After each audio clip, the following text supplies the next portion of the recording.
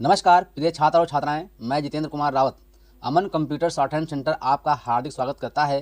जो छात्र और छात्राएं सिंह प्रणाली शॉर्ट हैंड पूरी किताब पढ़ चुके हैं और उस किताब के मैटर की भी शॉर्ट हैंड डिक्टेशन स्पीड बना चुके हैं और उन्हें अधिक शॉर्ट हैंड डिक्टेशन स्पीड बनानी है तो संपर्क करें, क्योंकि हमने रामधारी गुप्ता की किताब में से 203 पेज डिक्टेशन के लिए हैं, जो प्रत्येक पेज में 400 शब्द हैं, जिनका डिक्टेशन 60, 80, 100 व 120 शब्द प्रति मिनट की स्पीड से 400 व 800 शब्दों पर दिया गया है।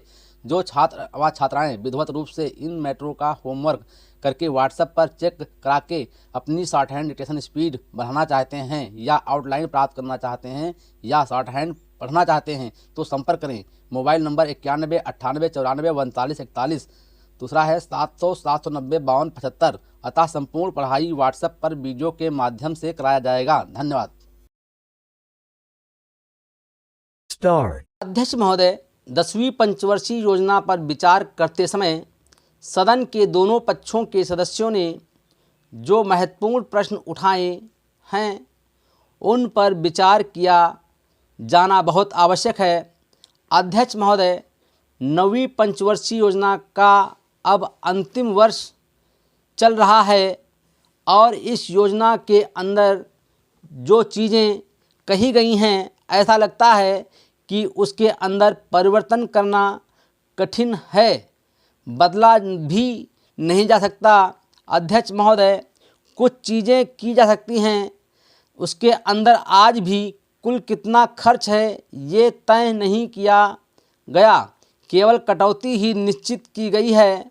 शुरू में मैं ये कहना चाहता हूँ कि यहाँ पर कुछ सदस्यों ने जो ये प्रश्न उठाया था कि इस पंचवर्षीय योजना का आशय कुछ सरकारी पक्ष से भी बताया है, उसके अंदर कमियां हैं और बहुत सी कमियां हैं जिनके ऊपर मैं यहाँ कुछ दोषारोपण नहीं करना चाहता हूँ। मैं चाहता भी हूँ कि इस तरह से प्रश्न न उठाएं जाएं तो ज़्यादा अच्छा है। यह योजना सरकार ने बनाई है, यह योजना मंत्रिमंडल ने पहले बनाई और अनुमोदन होने के बाद भी इसमें कुछ कमियां रह गई हैं, तो यह कमी रहने का दोष किसके ऊपर है? मैं समझता हूँ सदन के सभी सदस्य इसको जानते हैं। बहुत से लोगों ने दिल्ली के प्रश्न उठाए, जो दिल्ली के साथ अन्याय किया गया है, तो मैं समझता हूँ इस बारे में सब आवाज़ उठाएं। इस बात की आज ज़्यादा ज़रूरत है। मैं ये कहना चाहता हूँ भारत सरकार से या जिन्होंने ये सारी योजनाएं बनाई, उन्होंने वास्तव में यहाँ के साथ बड़ा बुरा किया, यहाँ के साथ अन्याय किया, क्योंकि उन्होंने इस पंचवर्षीय योजना को बनाते समय ध्यान नहीं दिया कि क्या योजना बना रहे हैं, गलत बना रहे हैं या सही बना रहे हैं, इससे क्या लाभ हानि होगा, इन सब बातों पर उन्होंने विचार नहीं किया। तो मैं समझता हूँ ऐसी परिस्थितियों के अंदर यह बात ठीक नहीं है। ऐसी दशा में यहाँ पर 5 वर्षों में आने वाली योजनाएं बेकार बनकर रह जाएंगी। जो कटौती निश्चित की गई है उसको समाप्त करना चाहिए ताकि दिल्ली को हम अंतर्राष्ट्रीय स्तर का एक आदर्श नगर बना सकें। यह बहुत ही आवश्यक है यदि हम इस स्थान की उन्नति चाहते हैं। इसलिए अब मैं अपना कथन इन शब्दों के साथ ही समाप्त करता हूँ। अध्यक्ष महोदय, आपने मुझे 10वीं पंचवर्षीय योजना पर बोलने का अवसर दिया, इसके लिए मैं आपका आभारी हूँ। आपने मुझे कम समय दिया, इसके लिए भी आभारी हूँ। अभी मेरे से पूर्व कुछ सदस्यों ने हम पर यह आरोप भी लगाया कि हम योजना में विश्वास नहीं रखते।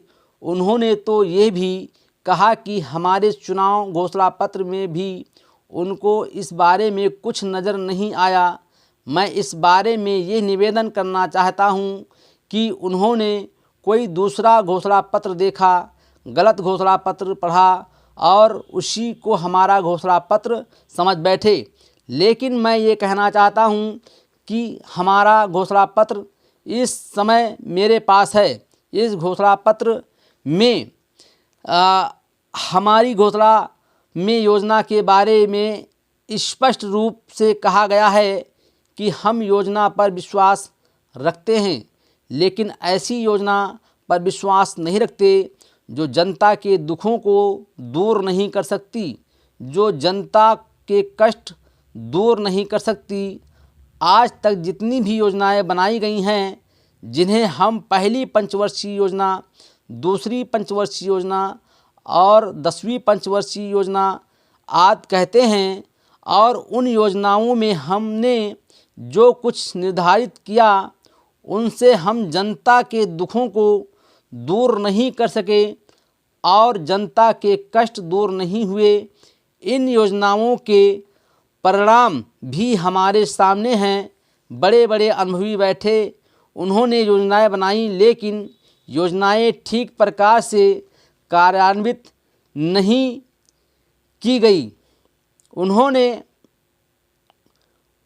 उन योजनाओं में काफ़ी दोष थे, जिसके कारण ये योजनाएं लोगों के दुखों को दूर नहीं कर सकी, लोग दुखी ही रहे। मैं यहाँ पर कहना चाहता हूँ कि जो हमारी योजना थी उसका परिणाम क्या निकला? उसका परिणाम यही निकला कि हमें रुपये का मूल्य कम करना पड़ा। जो योजनाएं होती हैं वो राष्ट्र धन को ऊंचा करने के लिए बनाई जाती है, लेकिन हमारे सामने आंकड़े हैं, इसका परिणाम हमारे सामने है। हमने अब तक 9 पंचवर्षीय योजनाएं कार्यान्वित की हैं, लेकिन हमारी प्रति व्यक्ति आय में और जीवन स्तर में अपेक्षित वृद्धि नहीं हुई है। यह दुख की बात है।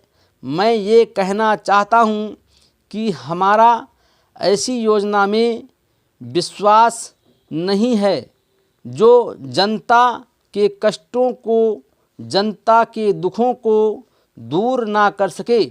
हम ऐसी योजनाओं पर विश्वास करते हैं जो उनकी आयु बढ़ा सके, उनका आर्थिक विकास कर सके, उन्हें उन्नति कर सके।